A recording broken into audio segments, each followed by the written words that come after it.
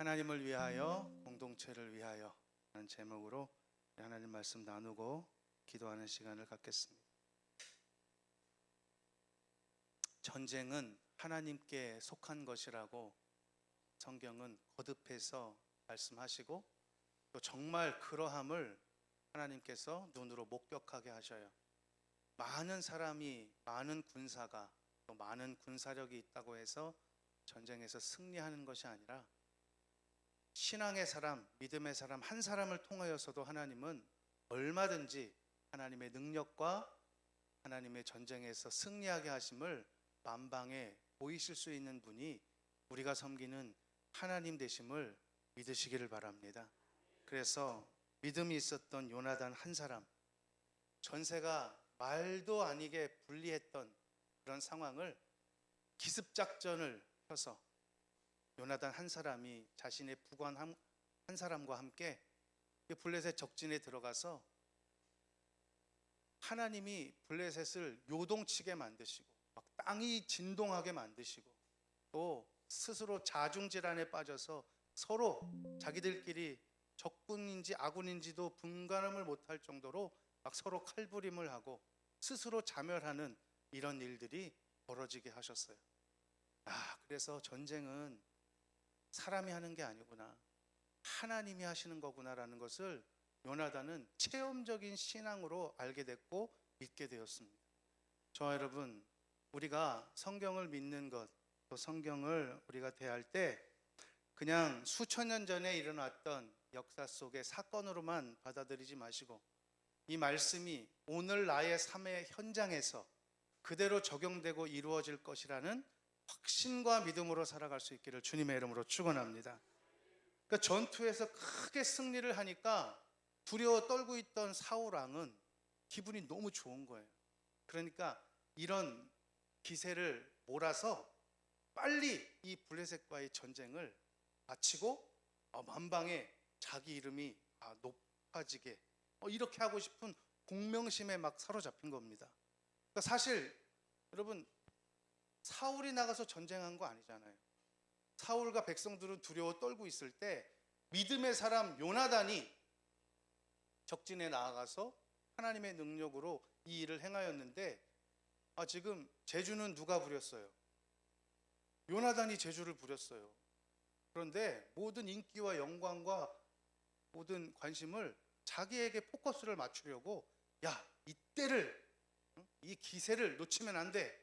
그러니까 이 전쟁이 마치기 전까지 아무것도 먹지 말고 전쟁에만 집중해라 하고 금식령을 내리고, 만약에 이 금식령을 어기는 군사들이 발각될 경우에는 저주를 받을지어다 하고 맹세를 해버렸습니다. 그러니까 여러분, 전투하고 있던 이스라엘 군인들이 숲풀 사이를 지나다가 막 꿀이 막 뚝뚝 떨어지는 걸 보고도 이게 저주받을까 봐 무서워서 먹지를 못하는 거예요. 그런데 그 금식령 명령이 내릴 때에 사울의 아들 요나단은 그 명령을 듣지 못했습니다.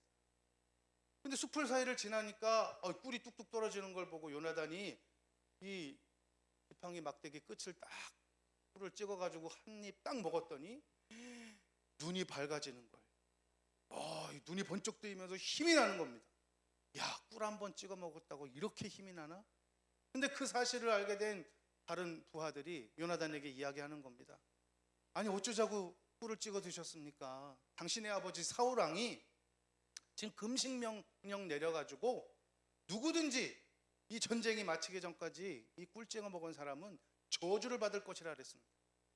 그러니까 요나단은 크게 실망하고 크게 탄식하는 겁니다. 왜냐하면 꿀 한 모금 딱 찍어 먹었는데도 이렇게 힘이 나는데, 지금 어쩌자고 금식령을 내려가지고 제대로 된 전투도 할 수 없게 사기를 꺾어놓고 힘을 다 빼는 것, 이건 무슨 경우냐 하고 탄식하는 겁니다.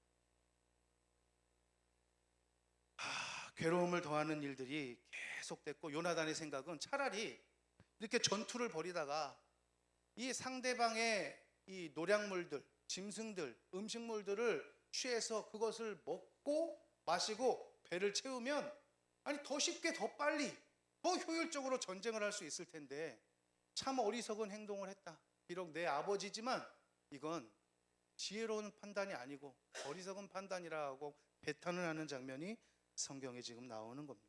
그러니까 이 금식 명령이 딱 끝나고 이 전투가 딱 끝날 무렵에 이스라엘 백성들이 얼마나 여러분 배가 고프겠어요. 그러니까 자신들이 전투에서 잡았던 노략물들, 짐승들을 잡아가지고 그냥 회를 떠서 먹는 거예요. 피째 그냥 먹는 겁니다. 근데 성경은 금하고 있잖아요. 이스라엘의 백성들에게는 하나님께서 피째 음식을 먹지 말라고 성경에 분명히 금해 놓은 사실이 있음에도 불구하고 그럴 정신도 없을 정도로 너무너무 허기가 졌던 겁니다. 그리고 이와 같은 모습을 사울이 듣고 큰 돌을 준비해서 저곳에서 이 가축들을 잡아서 음식을 먹게 하고 그들을 책망하는 장면이 오늘 본문에 나타나는 내용들입니다. 여러분, 지도자의 잘못된 결정 하나가 이 공동체 전체를 힘들게 할 수 있다는 내용을 오늘 본문은 보여주고 있어요. 여러분, 이스라엘 백성들이 지금 피골이 상접해 있는 상태입니다. 지칠 대로 지쳐 있는 상태입니다. 여러분, 전쟁이 아니라 아이들이 전쟁 놀이, 싸움 놀이만 해도 한두 시간 놀고 나면요 속이 져요. 밥 먹는 양이 다릅니다. 그런데 전쟁 놀이가 아니라 실제 전쟁을 치르는 이 군인들에게 있어서 음식은, 취식은 너무너무 중요한 힘이고 사기인 문제였어요. 그런데 백성들은 생각하지 않고 사울 자신의 공명심을 위해서, 자신의 이름을 드높이기 위해서, 봐라, 우리는 이렇게 싸움을 금방 끝낼 수 있는 강력한 힘을 갖고 있는 백성이다 하고 자신을 드높이고자 잘못된 선택과 판단으로 지금 이렇게 어렵게 공동체를 만들고 있는 모습입니다. 여러분, 본문 24절에 보면 사울이 블레셋을 향해서 뭐라고 말하냐 하면 내 원수라고 표현을 합니다. 블레셋을 내 원수 이렇게 표현해요. 그러니까 지금 사울은 블레셋을 대하는 태도가 자기의 증오심으로, 블레셋을 내 증오심으로 인해서 내 나라를 해치려고 하는 저 나쁜 놈들, 나를 위해서 지금 전쟁을 하겠다는 그런 모습이 성경에 지금 담겨 있는 거예요. 근데 반대로 요나단 같은 경우는 사무엘상 14장 6절을 한번 읽어볼까요? 14장 6절 같이 읽습니다. 시작.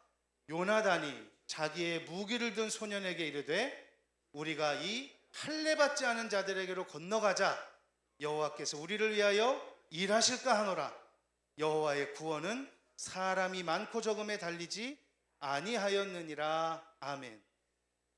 요나단은 블레셋을 가리켜 할례받지 않은 자들이라고 표현했어요. 그것은 개인적인 원수 차원이 아니라 우리 이스라엘은 하나님이 선택하신 선민, 거룩한 백성. 그러나 블레셋 너희는 할례받지 않은 이방인, 다시 말하면 선민을 대적하는 하나님의 원수, 이렇게 이 대적관을 갖고 있었어요. 여러분, 주적관이 분명해야 됩니다. 내 개인적인 원수라고 생각하지 않는 거예요. 요나단은 내 개인의 감정으로 지금 싸우려고 하지 않는 거예요.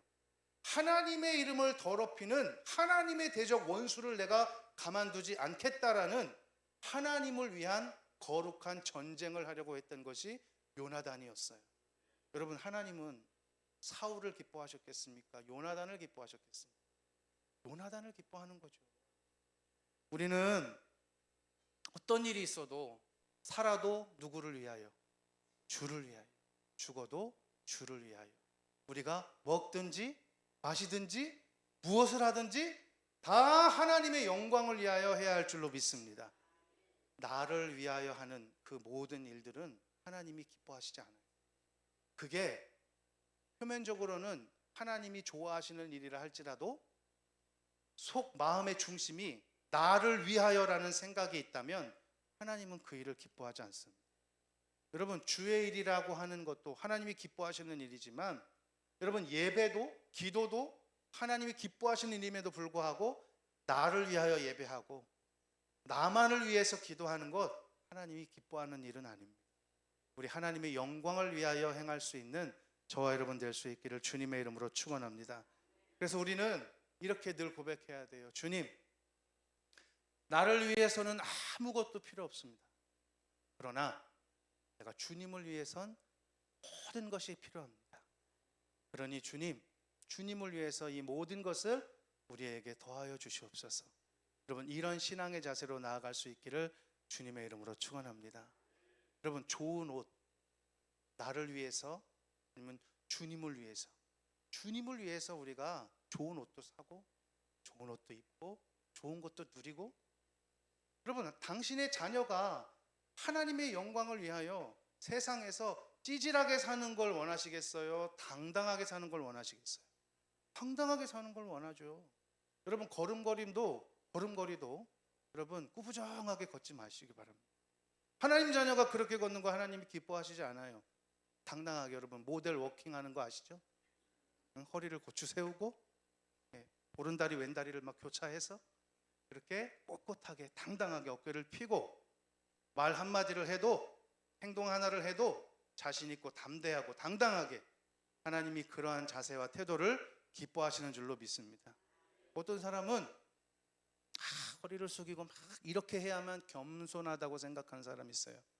그렇지 않습니다. 하나님 앞에 오히려 겸손하게 머리를 숙이고 고개를 숙이고 무릎을 꿇어야지, 세상 앞에는 오히려 조금 더 당당할 필요가 있어요. 여러분, 전투를 벌여야 하는 군인에게 있어서 식량 문제는 정말 중요한 문제입니다. 제가 군 생활했을 때를 떠올려 봤어요. 이 본문을 읽으면서 묵상하면서 아침에 6시인가? 6시 반에 기상이었거든요. 군대에 가면. 그러면 지금도 생생해요. 그 군대 기상 나팔 소리 있잖아요.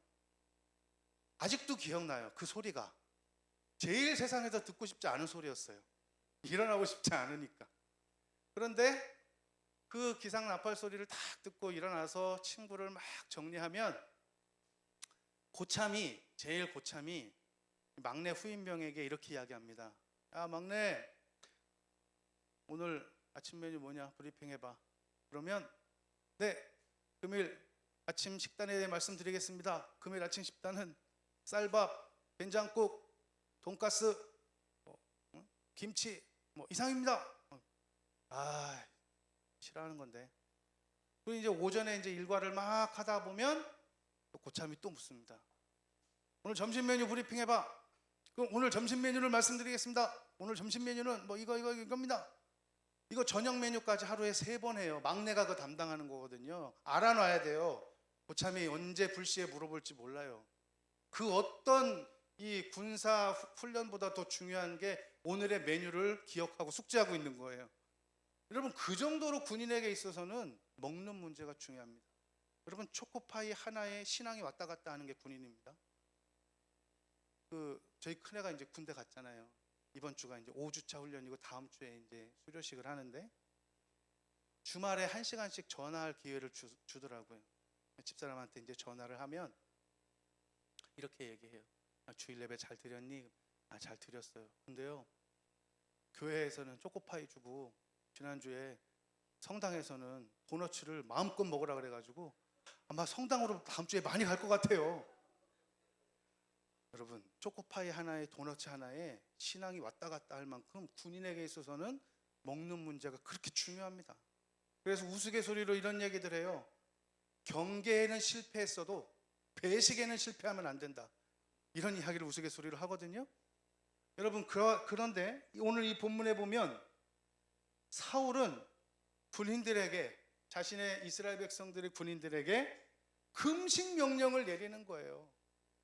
자신의 명예를 위해서, 영광을 위해서 이 전투를 빨리 마치기 위해서 집중해서 다른 거 생각하지 말고 싸움만 생각해. 먹을 거 생각하지 마. 여러분, 이게 군인에게 있어서 얼마나 사기가 떨어지는 일이고 힘이 빠지는 일이겠습니까? 비록 군인들만의 문제는 아니라 저와 여러분들 생각해 보세요. 주일 11시 예배를 탁 마쳤어요. 그런데 점심 식사가 준비가 안 됐다고 생각해 보십시오. 광고를 하는 겁니다. 여러분, 오늘은 주방에 문제가 생겨서 점심 식사를 할 수 없으니 성경 열심히 읽고 있다가 1시 반에 우리 찬양 예배 드리겠습니다.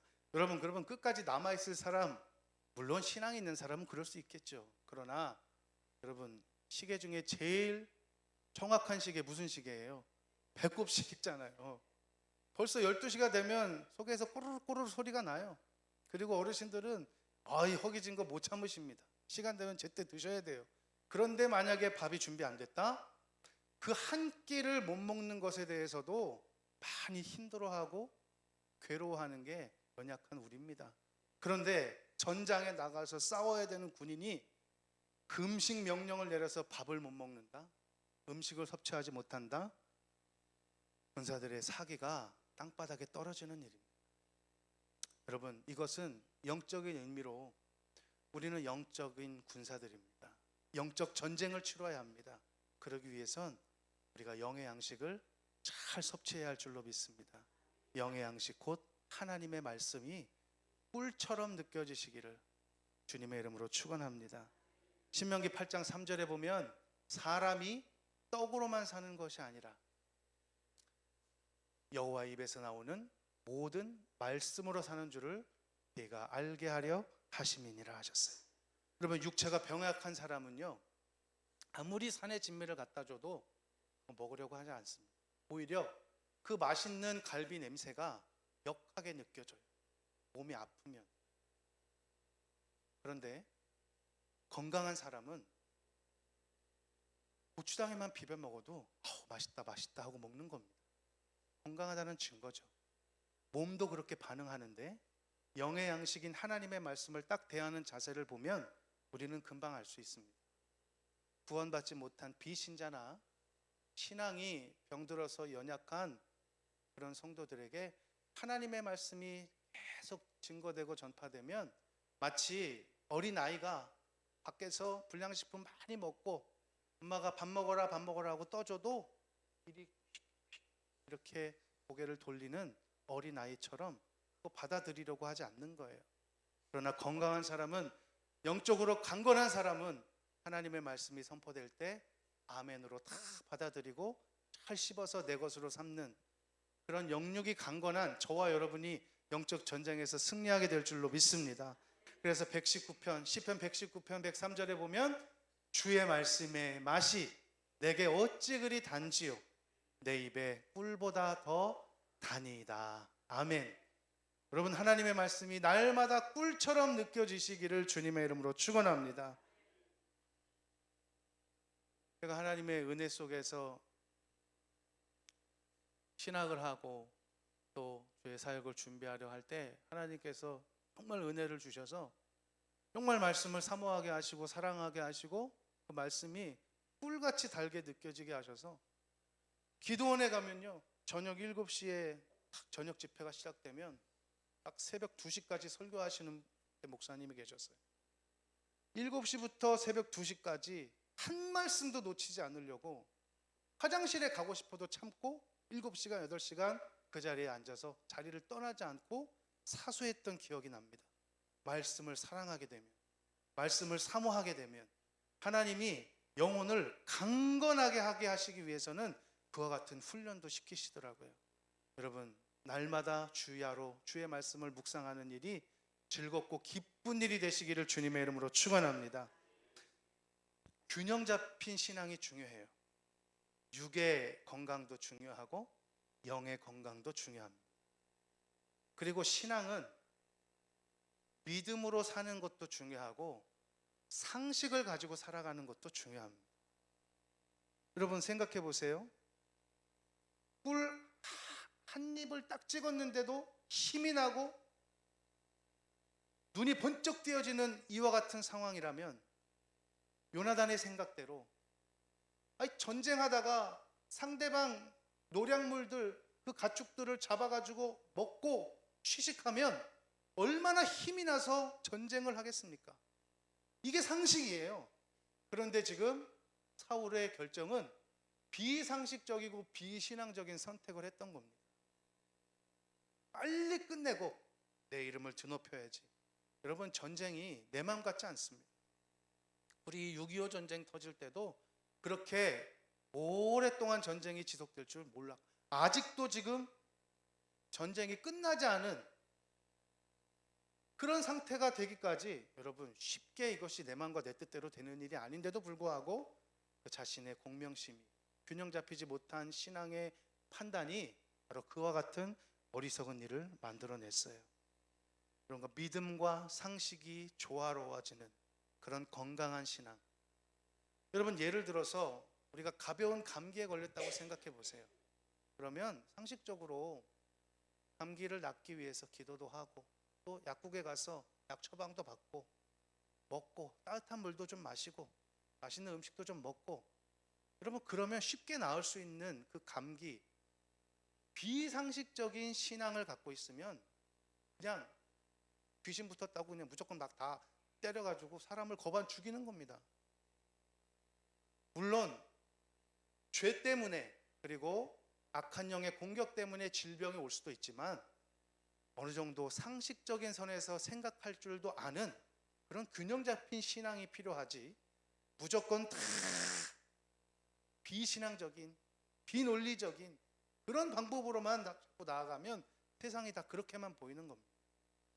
이런 잘못된 오판이 이스라엘 공동체 전체를 힘들게 했다면 저와 여러분의 신앙도 균형 잡힌 신앙으로 살아야겠다.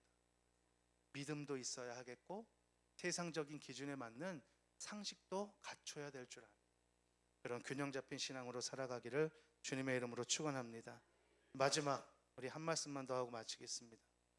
그 금식령의 사건이 마치고 전쟁이 딱 끝날 무렵 금식령이 해제되니까 아까 말씀드린 이스라엘 백성들이 핏째 이 가축들을 잡아서 막 먹는 겁니다.